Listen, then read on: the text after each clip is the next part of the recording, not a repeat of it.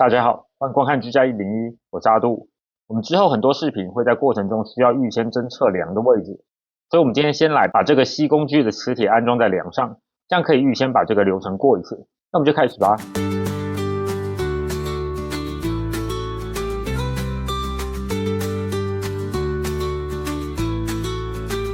市面上有各种不一样侦测梁的仪器，主要分成4种。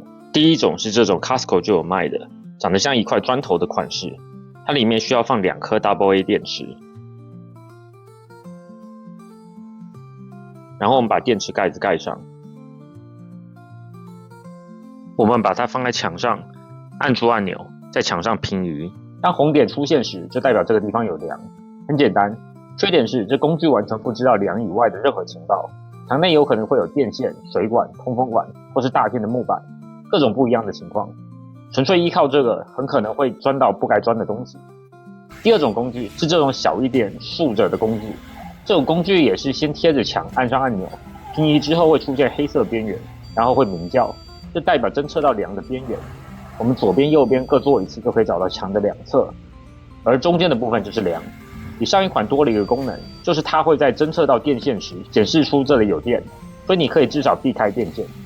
如果要锯墙的话，有时你可能需要注意电线的各种走向，突然拐个弯，可能你侦测就没有注意到。有些更高级的仪器，但是有时候这些墙内的东西如果没有完全贴着墙靠，也是侦测不出来的。不过锯的时候小心一点，不要一次插太深或者是锯太快。通常如果遇到了，马上停下来，通常是可以修补的。因为入水管比较少，也比较细，这种很大的黑色都是下水管，不会一直有水。如果不小心切到，补一下让它不漏就行了。不放心的话，买一个这种镜头，钻一个小洞伸进去，观察一下周围情况再锯。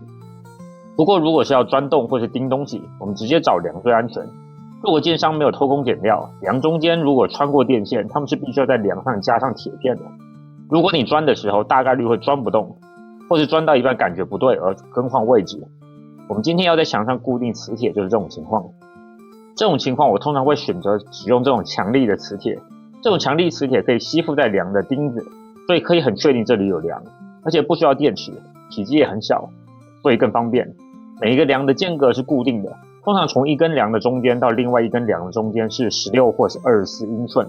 我们只要确定好有钉子，然后在这间隔又有钉子，基本上可以确定这2根都是梁。我们现在开始侦测，为了让大家更容易看清楚，我们还是使用最开始说的2种工具。首先第一种工具，我们可以清楚看到有2根梁。第二种工具，我们依然可以看到有2根梁。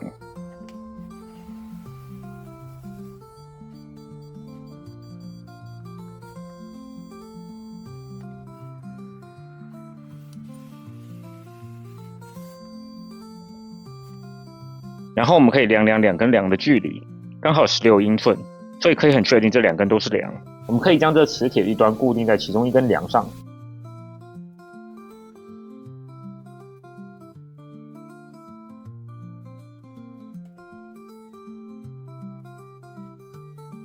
另一端如果无法刚好钉在梁上的话，可以用短一点的螺钉，因为通常下水管或通风管也都离墙有点距离，避免过于深入墙内，也可以稍微避免伤害它们。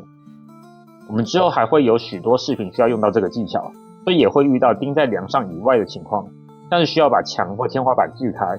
不过我们今天就讲到这，把这磁铁钉在墙上就可以更好的收纳和使用工具，那么就完成啦。如果您觉得视频有帮助，请按赞、订阅并开启小铃铛，我会尽量更新各种居家建议，希望对大家有帮助。非常感谢收看。居家101内容主要分为维修、维护、安装、升级、清洁以及产品使用的心得。希望各位以最少的经费来达到最高的生活品质。